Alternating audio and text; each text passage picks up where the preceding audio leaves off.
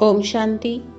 ਅੱਜ ਸੁਣਦੇ ਹਾਂ 26 ਮਾਰਚ 2022 ਦੇ ਬਾਬਾ ਦੇ ਸਾਕਾਰ ਮਹਾਵਾਕਿਆ। ਬਾਬਾ ਬੋਲੇ, ਮਿੱਠੇ ਬੱਚੇ, ਹੁਣ ਬੇਖਤ ਦੀ ਰਾਤ ਪੂਰੀ ਹੋ ਰਹੀ ਹੈ, ਦਿਨ ਆਉਣ ਵਾਲਾ ਹੈ, ਵਾਪਸ ਘਰ ਚੱਲਣਾ ਹੈ। ਇਸ ਲਈ ਹੁਣ ਦਰ-ਦਰ ਭਟਕਣਾ ਬੰਦ ਕਰੋ। ਪ੍ਰਸ਼ਨ ਹੈ, ਕਿਸ ਪ੍ਰੈਕਟਿਸ ਦੇ ਆਧਾਰ ਤੇ ਤੁਸੀਂ ਬੱਚੇ ਸਰਵਿਸ ਬਹੁਤ ਚੰਗੀ ਕਰ ਸਕਦੇ ਹੋ? ਕਿਸ ਪ੍ਰੈਕਟਿਸ ਦੇ ਆਧਾਰ ਤੇ ਤੁਸੀਂ ਬੱਚੇ ਸਰਵਿਸ ਬਹੁਤ ਚੰਗੀ ਕਰ ਸਕਦੇ ਹੋ? ਉੱਤਰ, ਜੇਕਰ ਘੱਟ ਤੋਂ ਘੱਟ 8 ਘੰਟੇ ਤੱਕ ਯਾਦ ਬਣੀ ਰਹੇ, ਇਹ ਪ੍ਰੈਕਟਿਸ ਹੋ ਜਾਵੇ ਤਾਂ ਸਰਵਿਸ ਬਹੁਤ ਚੰਗੀ ਕਰ ਸਕਦੇ ਹੋ। ਕਿਉਂਕਿ ਯਾਦ ਨਾਲ ਸਾਰੇ ਵਿਸ਼ਵ ਵਿੱਚ ਪਵਿੱਤਰਤਾ, ਸ਼ਾਂਤੀ ਦੇ ਵਾਈਬ੍ਰੇਸ਼ਨ ਫੈਲਦੇ ਨੇ। ਯਾਦ ਨਾਲ ਵਿਕਰਮ ਵੀ ਵਿਨਾਸ਼ ਹੋਣਗੇ, ਪਦਵੀ ਵੀ ਉੱਚੀ ਮਿਲੇਗੀ। ਇਸ ਲਈ ਇਸ ਰੂਹਾਨੀ ਯਾਤਰਾ ਵਿੱਚ ਕਦੇ ਵੀ ਥੱਕਣਾ ਨਹੀਂ। ਜਿਸਮ ਦਾ ਭਾਨ ਛੱਡ ਦੇਹੀ ਅਭਿਮਾਨੀ ਬਣਨ ਦਾ ਨਿਰੰਤਰ ਅਭਿਆਸ ਕਰਦੇ ਰਹਿਣਾ ਹੈ। ਗੀਤ ਹੈ, ਰਾਤ ਦੇ ਰਾਹੀ ਥੱਕ ਮਤ ਜਾਣਾ। ਓਮ ਸ਼ਾਂਤੀ। ਬੱਚਿਆਂ ਨੇ ਸਾਵਧਾਨੀ ਸੁਣੀ। ਬਾਪ ਨੇ ਬੱਚਿਆਂ ਨੂੰ ਸਾਵਧਾਨੀ ਦਿੱਤੀ, ਹੇ ਰਾਤ ਦੇ ਰਾਹੀ, ਕਿਉਂਕਿ ਹੁਣ ਤੁਹਾਡੇ ਲਈ ਦਿਨ ਆ ਰਿਹਾ ਹੈ। ਇਹ ਹੈ ਬੇਹੱਦ ਦੀ ਰਾਤ ਤੇ ਬੇਹੱਦ ਦਾ ਦਿਨ। ਬੇਹੱਦ ਦੀ ਰਾਤ ਪੂਰੀ ਹੁੰਦੀ ਹੈ, ਬੇਹੱਦ ਦੇ ਦਿਨ ਦੀ ਸਥਾਪਨਾ ਹੋ ਰਹੀ ਹੈ। ਹੁਣ ਤੁਸੀਂ ਬੱਚਿਆਂ ਨੇ ਜਾਣਾ ਹੈ ਆਪਣੇ ਘਰ, ਜਿਸ ਲਈ ਤੁਸੀਂ ਅੱਧਾ ਕਲਪ ਭਗਤੀ ਕੀਤੀ, ਪਰ ਤੁਸੀਂ ਉਸ ਬਾਪ ਨੂੰ ਲੱਭ ਨਾ ਸਕੇ, ਕਿਉਂਕਿ ਉਹਨਾਂ ਨੇ ਨਾਮ ਰੂਪ ਨੂੰ ਬਦਲ ਦਿੱਤਾ। ਹੁਣ ਤੁਸੀਂ ਜਾਣਦੇ ਹੋ, ਬਾਪ ਦਿਨ ਵਿੱਚ ਅਤੇ ਕਲਯੁਗ ਤੋਂ ਸਤਯੁਗ ਵਿੱਚ ਜਾਣ ਦਾ ਰਸਤਾ ਦੱਸ ਰਹੇ ਨੇ। ਬਾਬਾ ਨੇ ਸਮਝਾਇਆ, ਭ੍ਰਿਸ਼ਟਾਚਾਰੀ ਉਹਨਾਂ ਨੂੰ ਕਿਹਾ ਜਾਂਦਾ ਜੋ ਵਿਕਾਰ ਤੋਂ ਪੈਦਾ ਹੁੰਦੇ ਨੇ। ਭਾਰਤਵਾਸੀ ਬਾਪ ਨੂੰ ਭੁੱਲ ਗਏ ਨੇ। ਗੀਤਾ ਦਾ ਭਗਵਾਨ ਨਿਰਾਕਾਰ, ਉਸ ਦੇ ਬਦਲੇ ਸਾਕਾਰ ਕ੍ਰਿਸ਼ਨ ਦਾ ਨਾਂ ਪਾ ਦਿੱਤਾ। ਇਹ ਵੱਡੀ ਤੇ ਵੱਡੀ ਭੁੱਲ ਹੈ, ਜਿਸ ਕਾਰਨ ਅੱਧਾ ਕਲਪ ਦੁੱਖ ਭੋਗਣਾ ਪੈਂਦਾ ਹੈ। ਮੂਲ ਨਿਮਿਤ ਬਣੀ ਹੋਈ ਹੈ, ਭੁੱਲ ਹੀ ਨਿਮਿਤ ਬਣੀ ਹੋਈ ਹੈ ਦੁੱਖ ਭਗਵਾਨ ਦੇ। ਇਹ ਵੀ ਡਰਾਮਾ ਦਾ ਪਾਰਟ ਮੁੰਦਿਆ ਹੋਇਆ ਹੈ। ਭਗਤੀ ਮਾਰਗ ਵਿੱਚ ਭਟਕਦੇ ਰਹਿੰਦੇ ਨੇ। ਜੇਕਰ ਬਾਪ ਨੂੰ ਜਾਣ ਲਈਏ, ਭਟਕਣ ਦੀ ਲੋੜ ਨਹੀਂ। ਤੁਸੀਂ ਹੁਣ ਬਾਪ ਨੂੰ ਜਾਣਿਆ ਹੈ। ਸ਼੍ਰੀ ਕ੍ਰਿਸ਼ਨ ਜੇਕਰ ਐਸੇ ਰੂਪ ਵਿੱਚ ਆਣ, ਫਿਰ ਉਹਨਾਂ ਨੂੰ ਪਛਾਣਨ ਦੀ ਕੋਈ ਤਕਲੀਫ ਨਾ ਹੋਵੇ, ਝੱਟ ਸਾਰੇ ਜਾਣ ਲੈਣ। ਪਰ ਇਹ ਤਾਂ ਐਨਾ ਗੁਪਤ ਹੈ ਜੋ ਤੁਸੀਂ ਬੱਚੇ ਵੀ ਭੁੱਲ ਜਾਂਦੇ ਹੋ। ਕ੍ਰਿਸ਼ਨ ਨੂੰ ਕੋਈ ਭੁੱਲ ਨਾ ਸਕੇ, ਸਾਰੀ ਦੁਨੀਆ ਇੱਕਦਮ ਚਟਕ ਪਵੇ। ਸਮਝਣ, ਸ਼੍ਰੀ ਕ੍ਰਿਸ਼ਨ ਤਾਂ ਸਾਨੂੰ ਸਵਰਗ ਵਿੱਚ ਲੈ ਚੱਲੇਗਾ, ਕਿਉਂਕਿ ਉਹ ਸਵਰਗ ਦਾ ਮਾਲਿਕ ਹੈ। ਉਹਨਾਂ ਨੂੰ ਕਦੇ ਛੱਡੇ ਹੀ ਨਹੀਂ। ਪਰ ਸਮਝਾਉਣ ਦੀ ਬੜੀ ਯੁਕਤੀ ਚਾਹੀਦੀ ਹੈ। ਜੇਕਰ ਸਮਝਾਉਣ ਦੀ ਯੁਕਤੀ ਨਹੀਂ ਆਂਦੀ, ਕਿਤੇ ਕਿਤੇ ਡਿਸਸਰਵਿਸ ਕਰ ਦਿੰਦੇ ਨੇ, ਕਿਉਂਕਿ ਖੁਦ ਹੀ ਪੂਰਾ ਸਮਝਿਆ ਹੋਇਆ ਨਹੀਂ ਹੈ। ਜੋ ਕਿਸੇ ਨੂੰ ਚੰਗੀ ਤਰ੍ਹਾਂ ਸਿੱਧ ਕਰਕੇ ਹਿਸਾਬ ਕਿਤਾਬ ਦੱਸ ਸਕੇ। ਇਸ ਸਮੇਂ ਸਭ ਪਤਿਤ ਨੇ, ਗਾਉਂਦੇ ਨੇ ਪਤਿਤ ਪਾਵਨ ਸੀਤਾਰਾਮ, ਪਰ ਬਣਾਉਣ ਵਾਲਾ ਕੌਣ, ਇਹ ਕੋਈ ਨਹੀਂ ਜਾਣਦੇ। ਗੀਤਾ ਦਾ ਭਗਵਾਨ ਕ੍ਰਿਸ਼ਨ ਨੂੰ ਸਮਝ ਲਿਆ। ਰਾਮ ਦਾ ਕੋਈ ਸ਼ਾਸਤਰ ਨਹੀਂ ਹੈ। ਐਵੇਂ ਨਹੀਂ ਕਿ ਰਾਮਾਇਣ ਕੋਈ ਰਾਮਚੰਦਰ ਜੀ ਦਾ ਸ਼ਾਸਤਰ ਹੈ। ਛਤਰੀ ਧਰਮ ਕੋਈ ਰਾਮ ਨੇ ਸਥਾਪਨ ਨਹੀਂ ਕੀਤਾ। ਬ੍ਰਾਹਮਣ, ਦੇਵਤਾ, ਛਤਰੀ ਤਿੰਨੋਂ ਧਰਮ ਇੱਕ ਬਾਪ ਸ਼੍ਰੀ ਬਾਬਾ ਹੀ ਸਥਾਪਨ ਕਰਦੇ ਨੇ। ਤੁਹਾਡੇ ਵਿੱਚ ਵੀ ਥੋੜੇ ਨੇ ਜੋ ਇਹਨਾਂ ਗੱਲਾਂ ਨੂੰ ਸਮਝ ਸਕਦੇ ਨੇ। ਰਾਜਾ ਰਾਣੀ ਤਾਂ ਇੱਕ ਹੁੰਦਾ ਹੈ, ਬਾਕੀ ਪ੍ਰਜਾ, ਦਾਸ ਦਾਸੀਆਂ ਅਨੇਕ ਬੰਦੇ ਨੇ। ਪਹਿਲੇ ਰਾਜਾਵਾਂ ਦੇ ਕੋਲ ਢੇਰ ਦਾਸ ਦਾਸੀਆਂ ਸੀ, ਕੋਈ ਬਹਿਲਾਨ ਦੇ ਲਈ, ਕੋਈ ਡਾਂਸ ਕਰਨ ਦੇ ਲਈ। ਡਾਂਸ ਦਾ ਸ਼ੌਂਕ ਉੱਥੇ ਵੀ ਬਹੁਤ ਰਹਿੰਦਾ ਹੈ। ਬਾਕੀ ਰਾਜਾ ਰਾਣੀ ਬਹੁਤ ਘੱਟ ਨਿਕਲਦੇ ਨੇ ਜੋ ਚੰਗੀ ਤਰ੍ਹਾਂ ਸਮਝ ਤੇ ਸਮਝਾ ਸਕਦੇ ਨੇ। ਪ੍ਰਦਰਸ਼ਨੀ ਦੀ ਸਰਵਿਸ ਤੋਂ ਪਤਾ ਪੈ ਜਾਂਦਾ ਹੈ ਕੌਣ-ਕੌਣ ਚੰਗੀ ਤਰ੍ਹਾਂ ਸਮਝਾ ਸਕਦੇ ਨੇ। ਪਹਿਲੀ ਗੱਲ ਇਹੀ ਸਮਝਾਣੀ ਹੈ, ਭਗਵਾਨ ਨੂੰ ਨਾ ਜਾਣਨ ਦੇ ਕਾਰਨ ਸਰਵਵਿਆਪੀ ਕਹਿ ਦਿੱਤਾ। ਦੂਜਾ, ਕ੍ਰਿਸ਼ਨ ਨੂੰ ਭਗਵਾਨ ਕਹਿਣ ਨਾਲ ਸਵਰਗ ਰਚਣ ਵਾਲੇ ਸ਼ਿਵ ਬਾਬਾ ਦਾ ਨਾਂ ਗੁੰਮ ਕਰ ਦਿੱਤਾ। ਨਿਰਾਕਾਰ ਬਾਪ ਹੀ ਸਭ ਦਾ ਰਚਦਾ ਹੈ। ਉਹ ਸਿੱਖ ਨੂੰ ਯਾਦ ਕਰਨਾ ਹੈ, ਉਹੀ ਰਾਜਯੋਗ ਸਿਖਾਉਂਦੇ ਨੇ। ਪਰੰਤੂ ਗੀਤਾ ਵਿੱਚ ਜੋ ਕ੍ਰਿਸ਼ਨ ਭਗਵਾਨ ਨੂੰ ਵਾਚ ਲਿਖ ਦਿੱਤਾ, ਇਸ ਕਾਰਨ ਹੱਥ ਵਿੱਚ ਗੀਤਾ ਉਠਾ ਕੇ ਝੂਠੀ ਕਸਮ ਲੈਂਦੇ ਨੇ। ਹੁਣ ਦੱਸੋ, ਸ਼੍ਰੀ ਕ੍ਰਿਸ਼ਨ ਹਾਜ਼ਰ ਨਾਜ਼ਿਰ ਨੇ ਜਾਂ ਨਿਰਾਕਾਰ ਪਰਮਾਤਮਾ ਹਾਜ਼ਰ ਨਾਜ਼ਿਰ ਨੇ? ਸਾਰੇ ਮੂੰਝੇ ਹੋਏ ਨੇ। ਹੁਣ ਤੁਸੀਂ ਬੱਚਿਆਂ ਨੇ ਸਵੇਰੇ ਉੱਠ ਕੇ ਪ੍ਰੈਕਟਿਸ ਕਰਨੀ ਹੈ ਸਮਝਾਉਣ ਦੀ। ਰਾਜਾ ਜਨਕ ਦਾ ਮਿਸਾਲ ਕਹਿੰਦੇ ਸੀ, ਅਸ਼ਟਾਵਕਰ ਨੇ ਜਨਕ ਨੂੰ ਗਿਆਨ ਦਿੱਤਾ, ਪਰੰਤੂ ਇਹ ਕੋਈ ਬ੍ਰਹਮ ਗਿਆਨ ਨਹੀਂ ਹੈ, ਇਹ ਤਾਂ ਬ੍ਰਹਮਾ ਗਿਆਨ ਹੈ। ਬ੍ਰਹਮਾ ਕੁਮਾਰੀਆਂ ਇਹ ਦੇ ਰਹੀਆਂ ਨੇ, ਬ੍ਰਹਮ ਕੁਮਾਰੀਆਂ ਨਹੀਂ। ਉਹ ਲੋਕ ਬ੍ਰਹਮ ਨੂੰ ਈਸ਼ਵਰ ਸਮਝਦੇ ਨੇ, ਪਰ ਨਹੀਂ। ਈਸ਼ਵਰ ਤਾਂ ਸਾਡਾ ਬਾਪ ਹੈ, ਬਾਪ ਦਾ ਨਾਂ ਹੈ ਸ਼ਿਵ। ਬ੍ਰਹਮ ਤਾਂ ਤੱਤਵ ਹੈ। ਇਹ ਸਭ ਗੱਲਾਂ ਮੋਟੀ ਬੁੱਧੀ ਵਾਲੇ ਸਮਝ ਨਹੀਂ ਸਕਦੇ। ਨੰਬਰਵਾਰ ਦਾਸੀਆਂ ਬੰਦੇ ਨੇ। ਸਮਝਣਾ ਚਾਹੀਦਾ ਹੈ, ਜੇਕਰ ਅਸੀਂ ਕਿਸੇ ਨੂੰ ਚੰਗੀ ਤਰ੍ਹਾਂ ਸਮਝਾ ਨਹੀਂ ਸਕਦੇ, ਸਾਡਾ ਪਾਠ ਪਿਛਾੜੀ ਵਿੱਚ ਹੈ। ਫਿਰ ਪੁਰਸ਼ਾਰਥ ਕਰਨਾ ਚਾਹੀਦਾ ਹੈ। ਸਾਰੀ ਦੁਨੀਆ ਵਿੱਚ ਜੋ ਕੁਝ ਸਿਖਾਉਂਦੇ ਨੇ ਉਹ ਦੇਹ ਅਭਿਮਾਨ ਨਾਲ ਹੀ ਸਿਖਾਉਂਦੇ ਨੇ। ਦੇਹੀ ਅਭਿਮਾਨੀ ਸਿਵਾਏ ਬ੍ਰਾਹਮਣਾਂ ਦੇ ਕੋਈ ਹੈ ਨਹੀਂ। ਤੁਹਾਡੇ ਵਿੱਚ ਵੀ ਨੰਬਰਵਾਰ ਨੇ ਜੋ ਆਤਮ ਅਭਿਮਾਨੀ ਬੰਦੇ ਨੇ, ਸਾਨੂੰ ਆਤਮਾਵਾਂ ਨੂੰ ਸੁਣਾਉਂਦੇ ਨੇ। ਆਤਮਾ ਇਹਨਾਂ ਆਰਗਨਸ ਦੁਆਰਾ ਬੋਲਦੀ ਹੈ। ਆਤਮਾ ਕਹਿੰਦੀ ਹੈ ਮੈਂ ਨਹੀਂ ਸੁਣ ਸਕਦੀ, ਮੇਰੇ ਆਰਗਨਸ ਖਰਾਬ ਨੇ। ਤਾਂ ਦੇਹੀ ਅਭਿਮਾਨੀ ਬਣਨ ਵਿੱਚ ਬਹੁਤ ਮਿਹਨਤ ਹੈ। ਸਤਯੁਗ ਵਿੱਚ ਦੇਹੀ ਅਭਿਮਾਨੀ ਰਹਿੰਦੇ ਨੇ, ਬਾਕੀ ਪਰਮਾਤਮਾ ਦਾ ਗਿਆਨ ਨਹੀਂ। ਬਾਪ ਕਹਿੰਦੇ ਨੇ ਮੇਰਾ ਸਿਮਰਨ ਉੱਥੇ ਨਹੀਂ ਕਰਦੇ, ਉੱਥੇ ਲੋੜ ਹੀ ਨਹੀਂ। ਸਿਮਰਨ ਜਾਂ ਯਾਦ ਇੱਕ ਹੀ ਗੱਲ ਹੈ। ਉਹ ਲੋਕ ਮਾਲਾ ਹੱਥ ਵਿੱਚ ਲੈਂਦੇ ਨੇ, ਮੂੰਹ ਨਾਲ ਰਾਮ ਰਾਮ ਕਹਿੰਦੇ ਨੇ। ਇੱਥੇ ਰਾਮ ਅੱਖਰ ਕਹਿਣਾ ਵੀ ਰੋਂਗ ਹੋ ਜਾਂਦਾ ਹੈ। ਰਾਈਟ ਅੱਖਰ ਹੈ ਸ਼ਿਵ ਬਾਬਾ, ਪਰੰਤੂ ਸ਼ਿਵ ਸ਼ਿਵ ਕਹਿਣਾ ਨਹੀਂ ਹੈ। ਬਾਪ ਨੂੰ ਯਾਦ ਕਰਨ ਦੇ ਲਈ ਨਾਮ ਥੋੜੀ ਨਾ ਲਿਆ ਜਾਂਦਾ ਹੈ। ਬਾਪ ਨੂੰ ਯਾਦ ਕਰਨਾ ਇਹ ਹੈ ਯਾਤਰਾ। ਜਿਸਮਾਨੀ ਯਾਤਰਾ ਤੇ ਜਾਂਦੇ ਨੇ, ਯਾਦ ਵੀ ਰੱਖਦੇ ਨੇ। ਅਸੀਂ ਅਮਰਨਾਥ ਤੇ ਜਾਂਦੇ ਹਾਂ, ਉਹ ਨਾਮ ਤਾਂ ਲੈਣਾ ਪੈਂਦਾ ਹੈ ਨਾ। ਤੁਹਾਨੂੰ ਕੁਝ ਵੀ ਜਪਣਾ ਨਹੀਂ ਹੈ, ਤੁਸੀਂ ਜਾਣ ਗਏ ਹੋ। ਨਾਟਕ ਪੂਰਾ ਹੋਣਾ ਹੈ। ਸਾਡੇ 84 ਜਨਮ ਪੂਰੇ ਹੋਏ। ਇਹ ਪੁਰਾਣਾ ਚੋਲਾ ਛੱਡਣਾ ਹੈ। ਪਾਠ ਵਜਾਉਂਦੇ ਵਜਾਉਂਦੇ ਪਤਿਤ ਹੋਣਾ ਹੀ ਹੈ। ਬਾਪ ਕਹਿੰਦੇ ਨੇ ਇਹ ਜੋ ਮਨੁੱਖ ਸ੍ਰਿਸ਼ਟੀ ਰੂਪੀ ਝਾੜ ਹੈ, ਉਸ ਦਾ ਥੁਰ ਸੜ ਗਿਆ ਹੈ, ਬਾਕੀ ਟਾਲੀਆਂ ਬਚੀਆਂ ਨੇ। ਇਹ ਵੀ ਤਮੋ ਪ੍ਰਧਾਨ ਹੋ ਗਈਆਂ ਨੇ। ਝਾੜ ਦੀ ਉਮਰ ਹੁਣ ਪੂਰੀ ਹੁੰਦੀ ਹੈ, ਫਿਰ ਤੋਂ ਨਾਟਕ ਰਿਪੀਟ ਹੋਣਾ ਹੈ। ਹਰ ਇੱਕ ਆਪਣਾ ਆਪਣਾ ਪਾਠ ਵਜਾਣਗੇ। ਦੂਜੀ ਕੋਈ ਦੁਨੀਆ ਨਹੀਂ ਹੈ। ਜੇਕਰ ਹੁੰਦੀ ਤਾਂ ਅਸੀਂ ਪੜ੍ਹਦੇ ਕਿਉਂ? ਕਹਿੰਦੇ ਨੇ ਬਾਬਾ ਫਿਰ ਤੋਂ ਆ ਕੇ ਰਾਜਯੋਗ ਸਿਖਲਾਓ, ਗੀਤਾ ਗਿਆਨ ਸੁਣਾਓ, ਪਾਵਨ ਬਣਾਓ। ਪਰ ਅਸੀਂ ਪਤਿਤ ਕਿਵੇਂ ਬਣੇ ਹਾਂ ਇਹ ਕੋਈ ਨਹੀਂ ਜਾਣਦਾ। ਹੁਣ ਤੁਸੀਂ ਜਾਣਦੇ ਹੋ, ਅਸੀਂ ਹੀ ਪਾਵਨ ਸੀ। ਫਿਰ ਹਿਸਟਰੀ ਰਿਪੀਟ ਹੁੰਦੀ ਹੈ। ਹੁਣ ਬਾਪ ਕਹਿੰਦੇ ਨੇ ਵਾਪਿਸ ਘਰ ਚੱਲਣਾ ਹੈ। ਘਰ ਵਿੱਚ ਤਾਂ ਬਾਪ ਹੀ ਰਹਿੰਦਾ ਹੈ। ਕਹਿੰਦੇ ਨੇ ਪਰਮ ਧਾਮ ਵਿੱਚ ਰਹਿੰਦੇ ਨੇ, ਫਿਰ ਭੁੱਲ ਜਾਂਦੇ ਨੇ ਆਤਮਾਵਾਂ ਵੀ ਬ੍ਰਹਮਾਂਡ ਵਿੱਚ ਰਹਿੰਦੀਆਂ ਨੇ ਨਾ। ਇਹ ਸ੍ਰਿਸ਼ਟੀ ਹੈ, ਇਸ ਵਿੱਚ ਮਨੁੱਖ ਰਹਿੰਦੇ ਨੇ। ਬ੍ਰਹਮਾਂਡ ਵਿੱਚ ਆਤਮਾਵਾਂ ਰਹਿੰਦੀਆਂ ਨੇ, ਫਿਰ ਆਉਂਦੀਆਂ ਨੇ ਇੱਥੇ ਪਾਠ ਵਜਾਨ। ਉੱਪਰ ਵਿੱਚ ਆਕਾਸ਼ ਤੱਤਵ ਹੈ।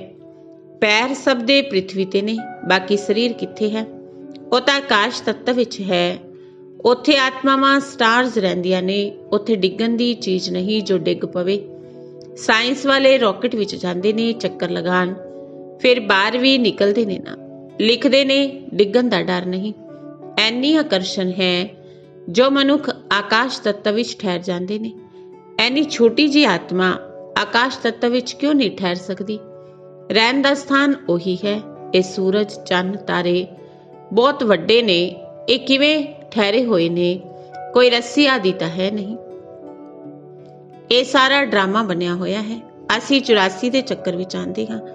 ਇਹ ਝਾੜ ਹੈ, ਕਿੰਨੀ ਟਾਲੀਆਂ ਨੇ, ਬਾਕੀ ਛੋਟੇ ਛੋਟੇ ਥੋੜੀ ਨਾ ਵੇਖ ਸਕਣਗੇ। ਬਾਬਾ ਵੀ ਨਟ ਸ਼ੇਲ ਵਿੱਚ ਸਮਝਾਉਂਦੇ ਨੇ ਜੋ ਪਿੱਛੇ ਪਿੱਛੇ ਆਂਦੇ ਉਹ ਜ਼ਰੂਰ ਥੋੜੇ ਜਨਮ ਹੀ ਲੈਣਗੇ, ਬਾਕੀ ਇੱਕ ਇੱਕ ਦਾ ਹਿਸਾਬ ਨਹੀਂ ਦੱਸਣਗੇ। ਤੁਸੀਂ ਜਾਣਦੇ ਹੋ ਬ੍ਰਹਮਾ ਦੁਆਰਾ ਬ੍ਰਾਹਮਣ, ਦੇਵਤਾ, ਸ਼ਤਰੀਏ ਧਰਮ ਦੀ ਸਥਾਪਨਾ ਹੋ ਰਹੀ ਹੈ। ਜਿਸ ਦੁਆਰਾ ਸਥਾਪਨਾ ਹੋਈ ਉਹਨਾਂ ਨੂੰ ਫਿਰ ਪਾਲਣਾ ਕਰਨੀ ਹੈ। ਬ੍ਰਹਮਾ, ਵਿਸ਼ਨੂੰ, ਸ਼ੰਕਰ। ਸ਼ਤਰੀਏ ਧਰਮ ਦੀ ਸਥਾਪਨਾ ਬ੍ਰਹਮਾ, ਵਿਸ਼ਨੂੰ, ਸ਼ੰਕਰ ਤਿੰਨੋਂ ਹੀ ਦੇਵਤਾ ਵੱਖ-ਵੱਖ ਨੇ। ਬਾਕੀ ਐਵੇਂ ਨਹੀਂ ਕਿ ਬ੍ਰਹਮਾ ਨੂੰ 3 ਮੂੰਹ ਨੇ, ਐਵੇਂ ਹੋ ਨਾ ਸਕੇ। ਬਾਬਾ ਕਹਿੰਦੇ ਬੱਚੇ ਤੁਸੀਂ ਬਿਲਕੁਲ ਬੇਸਮਝ ਬਣ ਗਏ ਹੋ। ਬਾਪ ਆ ਕੇ ਸਮਝਦਾਰ ਬਣਾਉਂਦੇ ਨੇ। ਹੁਣ ਤੁਸੀਂ ਸਭ ਸੀਤਾਵਾਂ ਰਾਵਣ ਦੀ ਕੈਦ ਵਿੱਚ ਹੋ। ਤੁਸੀਂ ਹੀ ਬਾਂਦਰ ਸੀ, ਤੁਹਾਡੀ ਸੇਨਾ ਲਿੱਤੀ, ਤੁਹਾਨੂੰ ਹੀ ਮੰਦਿਰ ਲਾਇਕ ਬਣਾਇਆ। ਹੁਣ ਰਾਜਧਾਨੀ ਸਥਾਪਨ ਹੋ ਰਹੀ ਹੈ। ਜਿੰਨਾ ਜੋ ਸ਼੍ਰੀਮਤ ਤੇ ਚੱਲਣਗੇ ਉਨੀ ਉੱਚ ਪਦਵੀ ਪਾਉਣਗੇ। ਤੁਸੀਂ ਜਾਣਦੇ ਹੋ साडे मम्मा बाबा नंबर 1 विच जांदे ने।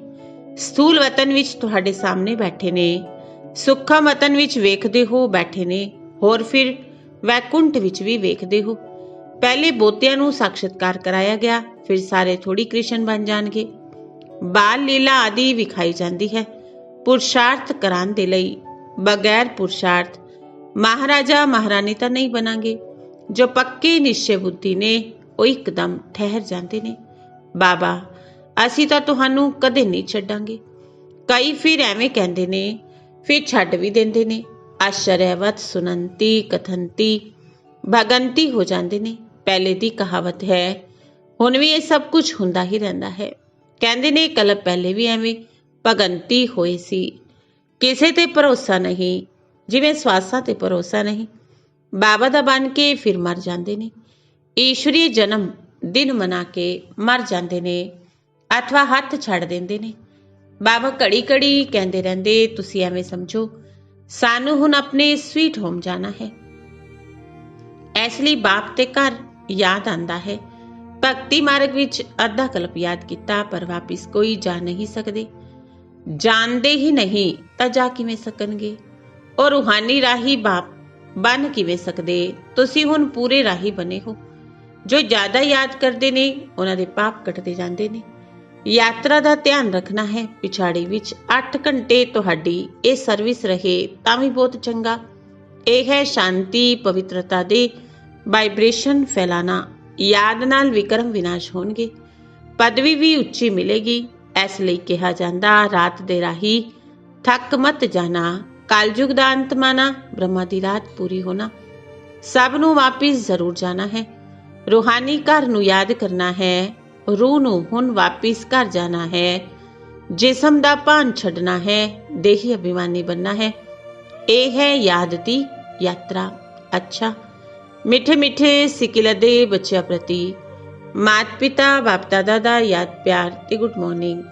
रूहानी बाप दी रूहानी बच्चों नू नमस्ते। रूहानी बच्चों दी रूहानी बाप दादा नू नमस्ते नमस्ते नमस्ते जी। धारणा दे लई मुख सार। पहली धारणा है, पक्का निश्चय बुद्धि बन दृढ़ संकल्प करना है। बाप दा हथ कदे नहीं छड्डांगे। बाप ते घर नू घड़ी घड़ी याद करना है। दूजा, देही अभिमानी बनन दी मेहनत करनी है। 5 विकारां रूपी रावण दी कैद तो छुट्टन दे लई श्रीमत ते चलना है। मंदिर लायक बनन दा पूरा पुरुषार्थ करना है। वरदान है, ज्ञान युक्त भावना प्यार संपन्न योग द्वारा उड़दी कला का अनुभव करने वाले बाप समान भव। ज्ञान युक्त भावना प्यार संपन्न योग द्वारा उड़दी कला का अनुभव करने वाले बाप समान भव।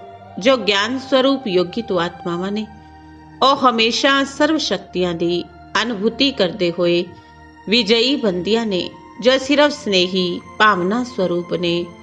उन्हां दे मन ते मुख विच हमेशा बाबा बाबा है। इसलिए समय प्रति समय सहयोग प्राप्त होता है। पर समान बनन विच ज्ञानी योगी तो आत्मावां समीप ने। इसलिए जिन्नी भावना होवे ओना ज्ञान स्वरूप होइए। ज्ञान युक्त भावना स्नेह संपन्न योग, इन्हां दोहां दा बैलेंस उड़दी कला दा अनुभव करांदे हुए बाप समान बना दिंदे ने। स्लोगन है, हमेशा स्नेही सहयोगी बनना है ते सरलता ते सहनशीलता दा गुण धारण करो। हमेशा स्नेही सहयोगी बनना है, सरलता ते सहनशीलता दा गुण धारण करो। हुण सुनदे हां मातेश्वरी जी दे अनमोल महावाक। सार है, ओम शिवोहम हम सो सोहम। इन्हां शब्दां दा यथार्थ अर्थ। ओम शिवोहम हम सो सोहम। इन्हां शब्दां दा यथार्थ अर्थ। ओम शांति। ये शब्द जो उच्चारण करते ने, हम सो सोहम शिवोहम, अहम आत्मा सो परमात्मा, हुने महावाक कौन उच्चारण करदे? इन्हां संबंधां दा यथार्थ अर्थ की है? जद ओम अखर कहंदे ने, ओम दा अर्थ है मैं आत्मा शांत स्वरूप हाँ। ਇਹ ਨਿਸ਼ਚੈ ਹੋਣ ਨਾਲ ਫਿਰ ਮੈਂ ਆਤਮਾ ਸੋ ਪਰਮਾਤਮਾ ਹਾਂ ਇਹ ਅੱਖਰ ਨਹੀਂ ਕਹਿ ਸਕਦੇ। ਫਿਰ ਤਾਂ ਐਵੇਂ ਸਮਝਦੇ ਨੇ ਮੈਂ ਆਤਮਾ ਪਰਮਾਤਮਾ ਦੀ ਸੰਤਾਨ ਹਾਂ। ਇਹ ਓਮ ਸ਼ਬਦ ਕਹਿਣਾ ਆਤਮਾਵਾਂ ਦਾ ਅਧਿਕਾਰ ਹੈ। ਫਿਰ ਜਦ ਹਮ ਸੋ ਹਮ ਸ਼ਬਦ ਕਹਿੰਦੇ ਨੇ, ਉਹ ਸ਼ਬਦ ਦਾ ਅਰਥ ਹੈ ਅਸੀਂ ਸੋ ਪੂਜੇ ਸੋ ਹੁਣ ਪੁਜਾਰੀ ਬਣੇ। ਅਸੀਂ ਸੋ ਪੂਜਿਆ, ਹੁਣ ਇਹ ਸ਼ਬਦ ਵੀ ਆਤਮਾ ਹੀ ਕਹਿ ਸਕਦੀ ਹੈ।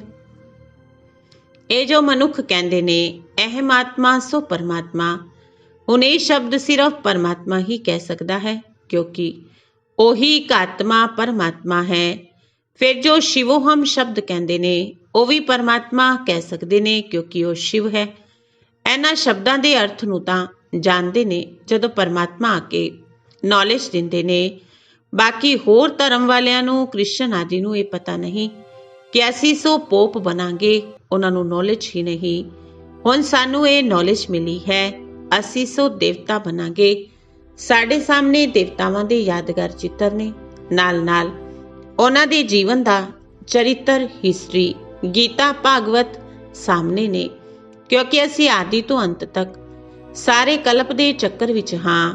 ਪਰਮ ਪਿਤਾ ਪਰਮਾਤਮਾ ਜਦੋਂ ਆਉਂਦੇ ਨੇ ਉਹ ਕਲਪ ਦੇ ਵਿਚਕਾਰ ਆਉਂਦੇ ਨੇ।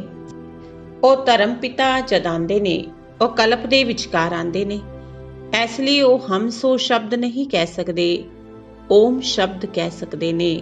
ਅੱਛਾ, ਓਮ ਸ਼ਾਂਤੀ।